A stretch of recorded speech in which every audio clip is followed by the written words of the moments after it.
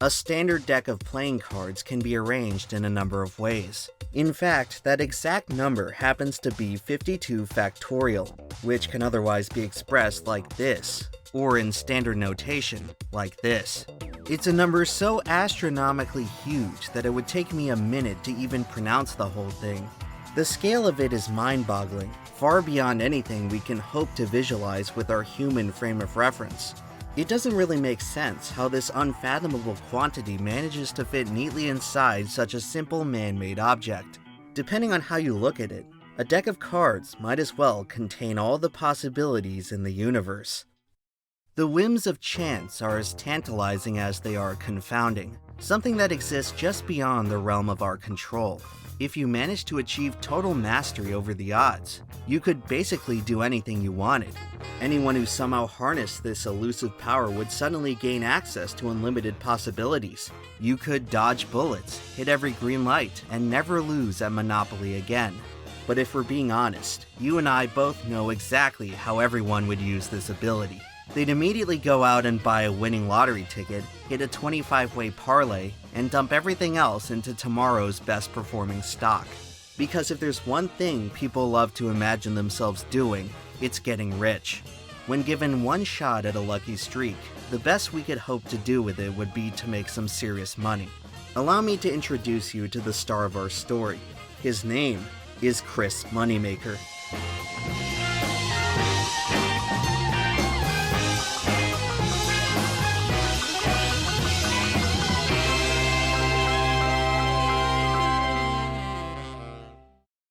Yes, that is his real name. It is believed to have descended from the German name Nurmacher, belonging to distant relatives who manufactured silver and gold coins. Chris would end up working with money in his own right, earning a modest living as an accountant for a local restaurant chain. His life was average in just about every way, until one fateful evening when everything took an unexpected turn. The story of Chris Moneymaker began with what most of you are probably doing right now, staring at a screen while trying to kill some time.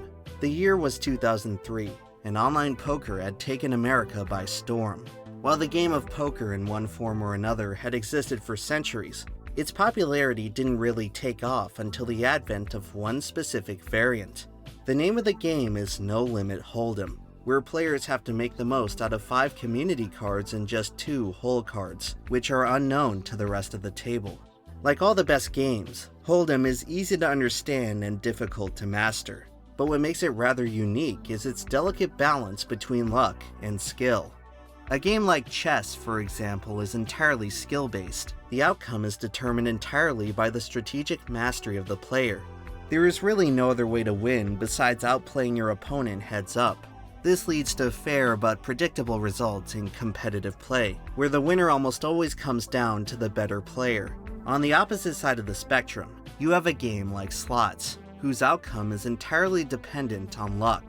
The player is fully at the mercy of chance, with no way to gain any sort of strategic edge. There is no real difference between new and experienced players since everyone has equal odds at hitting the jackpot. In slots, anyone can win, but no one has any control over whether they do. And then, somewhere in the middle, you have poker. A shuffled deck of cards may seem as random as a slot machine, but with enough practice and game sense, skilled players do manage to gain an edge over the competition. That edge is achieved through America's favorite pastime, lying. You see, poker is ultimately a game of information. The advantage exists in gathering information about your opponent's cards while concealing your own. Information can be communicated through betting. Typically, a big bet is supposed to represent a strong hand, but that's not always the case. Since you can never be certain about your opponent's cards, there is always an opportunity for deception. The technique of bluffing allows poker players to overcome losing hands by pretending to have something stronger. Understanding precisely when to bluff adds a layer of skill and complexity to an otherwise random game. In poker, the best player doesn't always win, but if you play your cards right, you can still stand a fighting chance even when the odds aren't in your favor. Throughout his life, Chris Moneymaker never saw himself as anything more than an amateur player. His only action came from various low-stakes online rooms.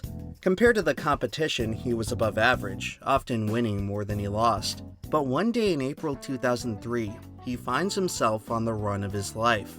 It all started with an $86 buy-in to an online tournament on the site PokerStars.com. After several hours, he is one of the final 4 players remaining. By now, Chris had participated in dozens of these events, but he never come this close to winning. Unfortunately, this just so happens to be a tournament he's not trying to win. His initial plan is to flame out in 4th place and collect the $8,000 cash prize to pay off some credit card debt. That's because the grand prize of this tournament is a little unorthodox. Rather than a cash payout, the top 3 finishers will be given a free ticket to the World Series of Poker main event, otherwise known as the most prestigious tournament in all of poker. Chris reasonably concludes that his chances of finishing in the money at such an event would be slim to none, and prepares for the far more sensible option of taking the money right in front of him. However, in the heat of the moment, he stops to reconsider his options. While he really wants to cash out, his friends and family are far more excited about the alternative. After mulling it over for a bit, they eventually convince him to answer the call to adventure, under one condition. Unwilling to leave so much money on the table, Chris wants some insurance. His World Series ticket is equivalent to a $10,000 price of admission, and he intends to sell off some of that equity. His father offers him $2,000 in cash for a 20% stake, but Chris is not exactly sold yet. Before going through with it, he needs a little more investment from a friend who was willing to take a gamble. His name is Dave Gamble. I swear I'm not making any of this up. It all sounds absurd, I know, but it's not as unusual as you may think. Another interesting quirk of probability is that eventually, strange coincidences are bound to happen. On very rare occasions, order emerges from chaos. And one spring day in 2003, a man named Moneymaker and a man named Gamble walked into a casino. Do you think they were feeling lucky?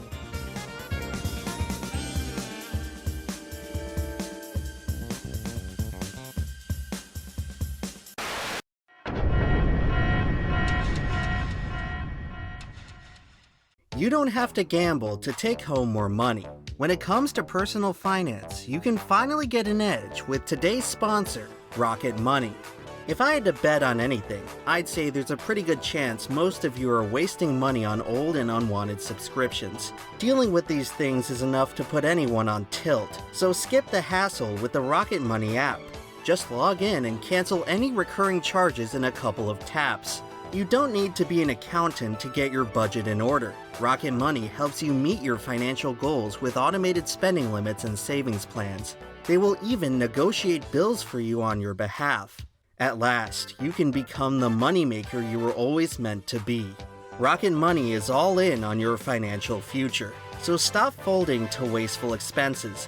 Don't flush away your fortunes any longer and head straight to the link in the description below. Visit rocketmoney.com/EmpLemon to get started for free. And before long, you can finally save enough for that trip to Vegas. A poker tournament will inevitably guide the player to one of 2 outcomes. You either end up with no chips or all of the chips. The 2003 main event featured a record-setting field of 839 competitors, each beginning with a chip stack of 10,000.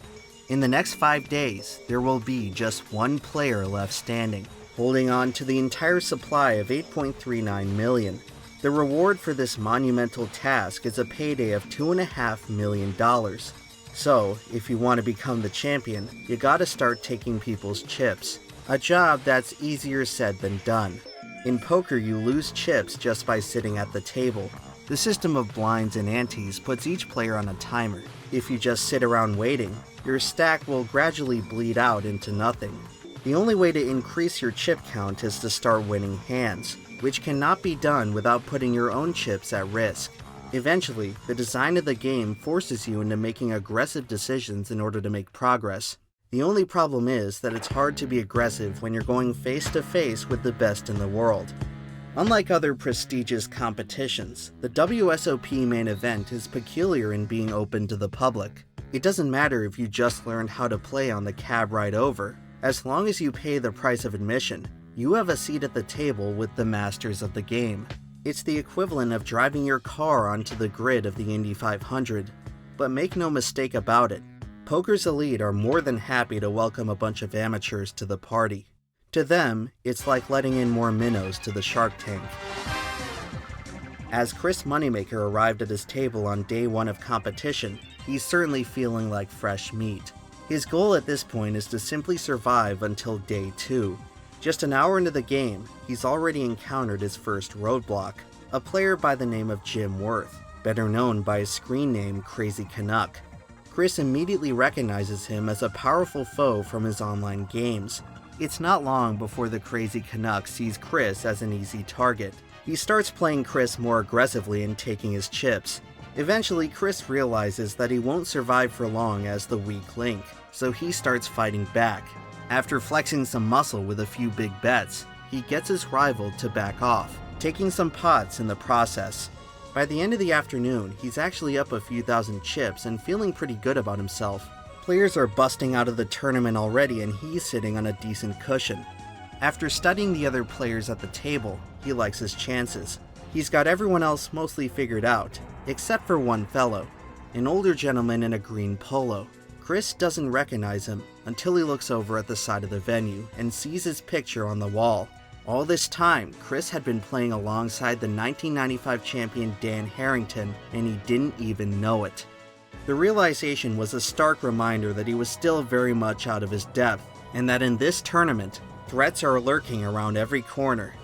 But after this moment, something interesting happens. Chris gets moved to a different table and starts running hot. He picks up several strong hands, makes a few good calls, and all of a sudden finds himself behind a stack of 60,000 chips. In fact, he wraps up day 1 in 11th place overall. He's in such good shape that he can actually sleep well that night. Unfortunately, he ends up sleeping a little too well. The next morning, Chris wakes up to a horrifying sight. He has overslept the beginning of day 2. While frantically rushing to the casino floor, he assumes that he's just been disqualified, throwing away the single biggest opportunity of his life. When he gets down to the tables, people wonder what he's so worked up about. He then notices his stack of chips waiting for him at an open seat. Turns out all that panic was just another rookie mistake. Chris eventually settles back into the game and seems to pick back up where he left off. He's able to capitalize off his chip advantage and bully some weaker players off their hands, even knocking some opponents out of the tournament. After several hours, he's built his stack up to 180,000. However, this surge of momentum changes course when 2 new players arrive at the table. One of them is Phil Ivey, who is regarded today as possibly the greatest poker player in history. The other is Johnny Chan, who at this time is poker's biggest celebrity. The 2-time main event champion was iconic enough to show up in Hollywood movies, and was one of the only players that Chris immediately recognized. Just as soon as they appear, they start cleaning him out. No matter what he tries, Chris is simply no match for the pros. They're just too intimidating and too aggressive for him to get any sort of edge. By the end of the day, Ivey and Chan have drained his stack down to just over 100,000. The setback knocks him down to 26th place in the standings. Although he's losing ground on the leaders, Chris is still holding his own. By the end of day 2, there are just over 100 players left in the tournament. If he can hang on for one more day, then he's actually on pace to finish in the money. But surviving at this stage in the tournament is easier said than done. By now, the cream has risen to the top, and the pool of unskilled opponents has dried up. No matter where he lands tomorrow, he's going to be swimming with the sharks.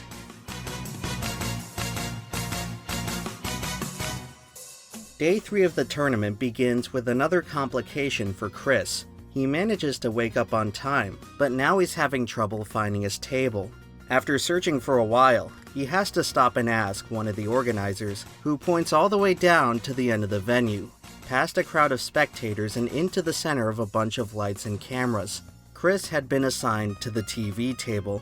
One more man I have to mention before we get underway at our featured table. His name is Chris Moneymaker.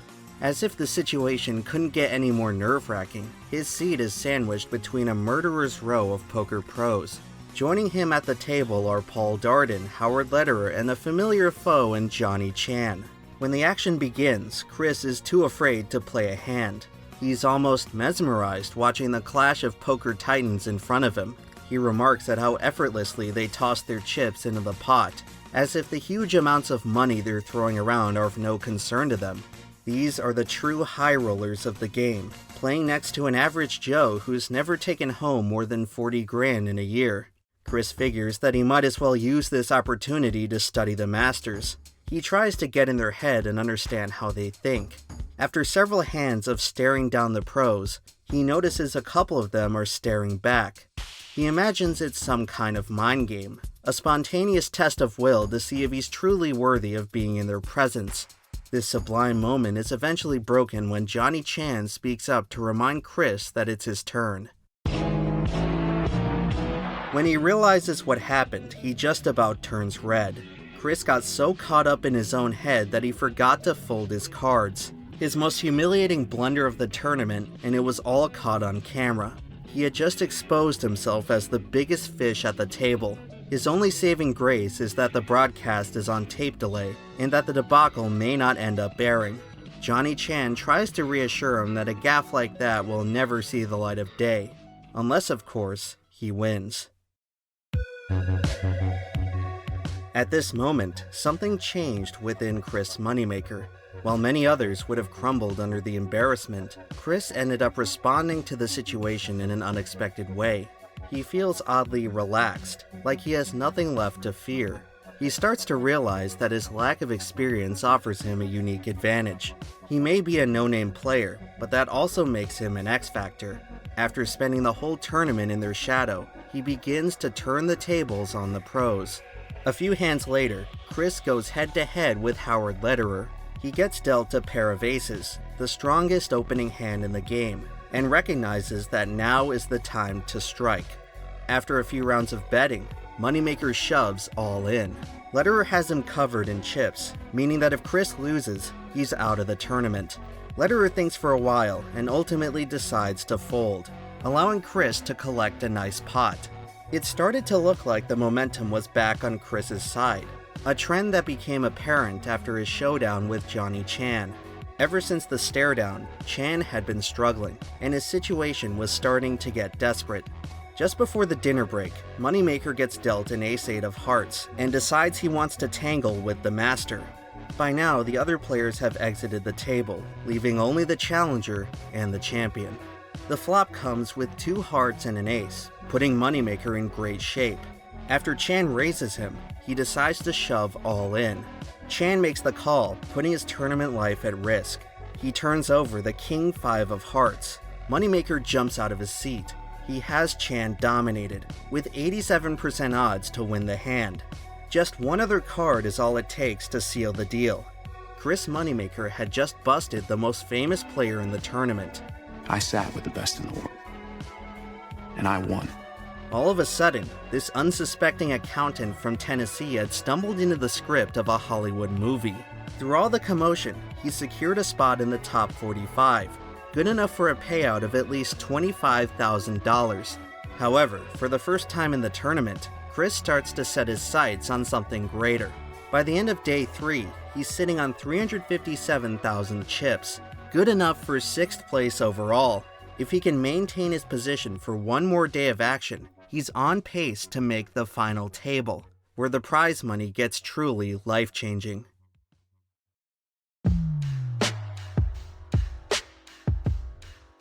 By day 4 of the main event, the demeanor of the room is noticeably different. The pleasantries of small talk and friendly banter have been replaced with an air of tension and unease. At this point, the players can no longer ignore what's at stake. From here on out, there's no more friends, no more patience, and no more room for error. In the next 48 hours, a champion will be crowned, and everyone has their eyes on the prize. After knocking out Johnny Chan, Chris Moneymaker is now on everybody's radar, and the pros are eager to prove that his hot streak is nothing more than a lucky break. His first challenge comes from Umberto Brenes, otherwise known as the Shark. After a couple of big bets, Brenes lures Chris into shoving all in with just a pair of 8s. When Chris sees him turn over aces, he knows he's in trouble. Brenes has him almost dead to rights, with a 92% chance of taking the pot. However, Moneymaker's luck hasn't run out yet. Here comes a turn, and it's an 8 of clubs. The last card is no help to Brennis, and he has been eliminated. Remarkably, Moneymaker gets bailed out by an unlikely set of 8s that sends the shark packing.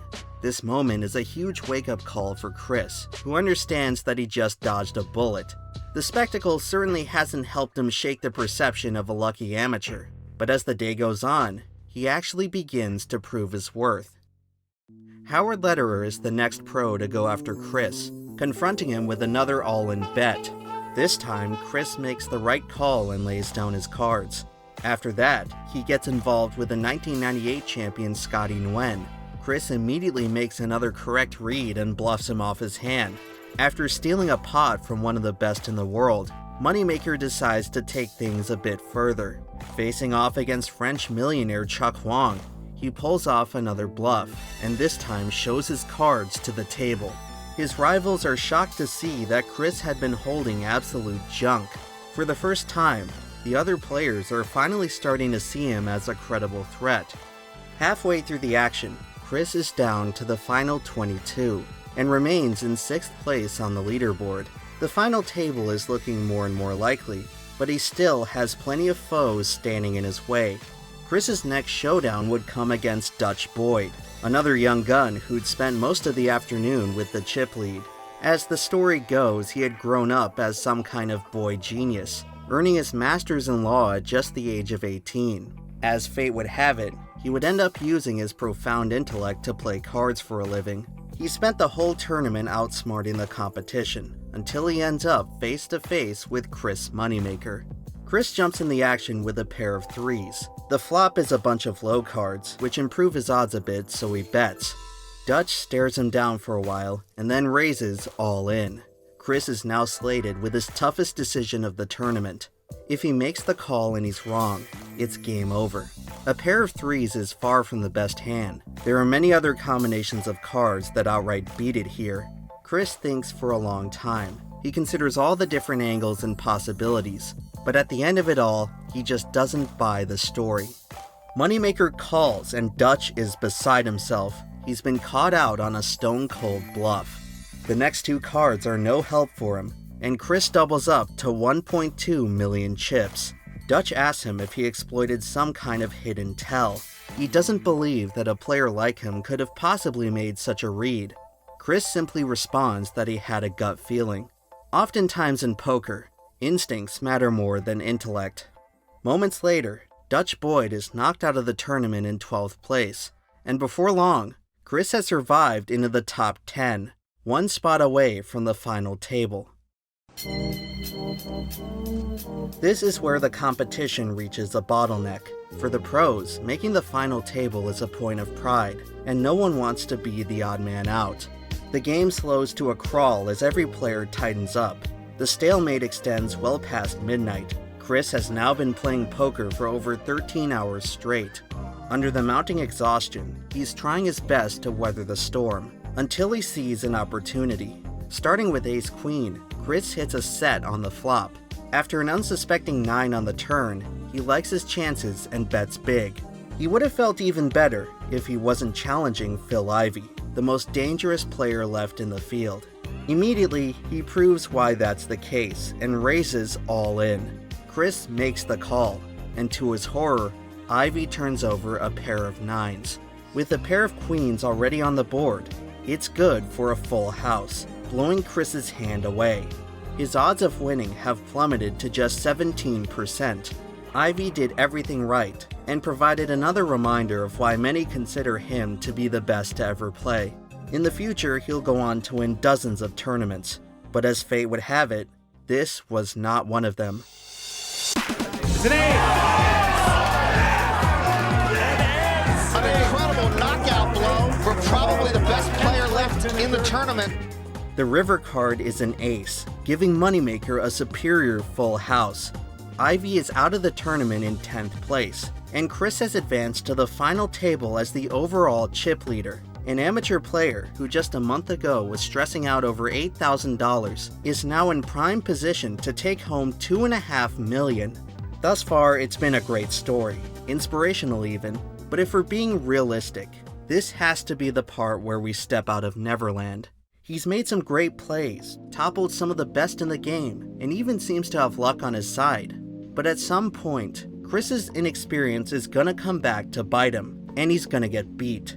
His best course of action now should be to coast off his lead, enjoy the ride, and wait for the inevitable. However, the man named Moneymaker has other plans.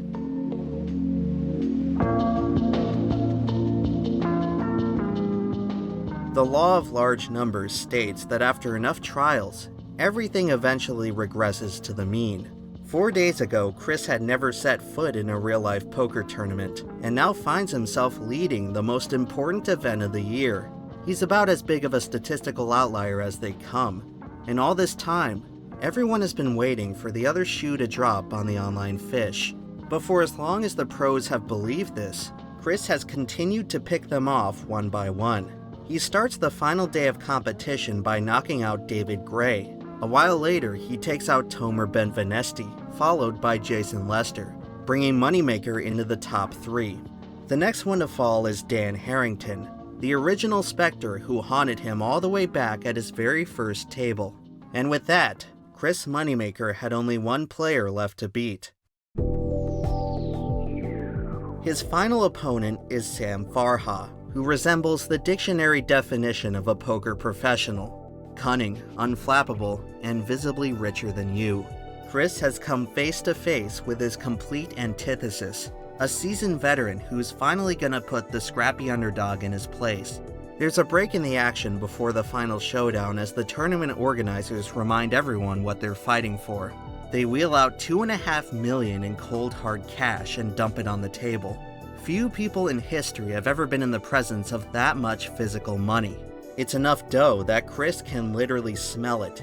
The moment snaps him back to reality. He'd been so dialed into the game that he forgot what was at stake, and for the first time in a while, Chris thinks about playing it safe.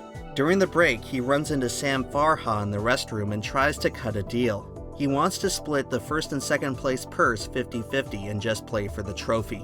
Since Chris has about a 2-to-1 chip advantage, he considers it a generous offer.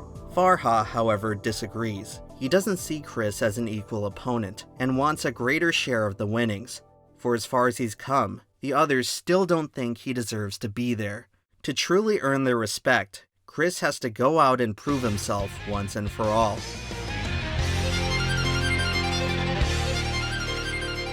The championship battle rages back and forth. After 90 minutes of action, neither player has been able to get an edge. That all changes on the 27th hand of the showdown. As the cards are dealt, both players fire into the pot. Chris has King 7, and after the turn card has both a straight and a flush draw. Sensing an opportunity, he bets big. The river card comes, and it's a total brick. Chris misses on both of his draws and is hung out to dry with just King High. He thinks for a bit, and then does the unthinkable. Moneymaker shoves all in with absolute junk. Farha has him beat with a pair of 9s. He has a golden opportunity to double up and put Chris in a nearly insurmountable deficit. All he has to do is make the call. Farha stares Chris down, scanning for any sort of inconsistency. Moneymaker has gone still as a statue. For the next minute, he doesn't move a muscle. After an excruciating wait, Farha lays down. Chris has just pulled off the bluff of the century.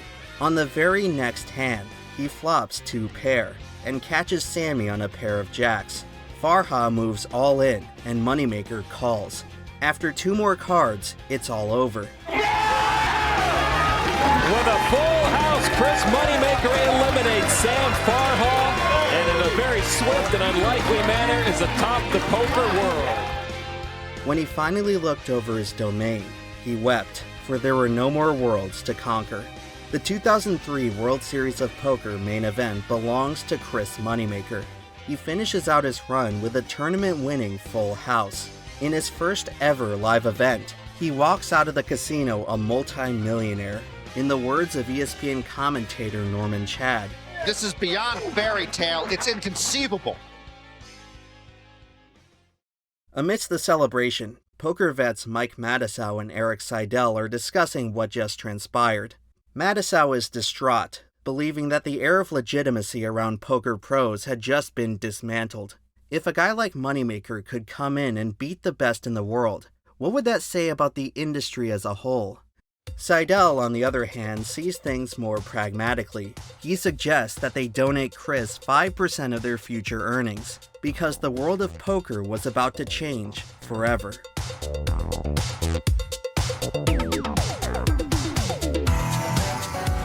Several months later, the tournament would air on ESPN, marking the beginning of what came to be known as the Moneymaker effect.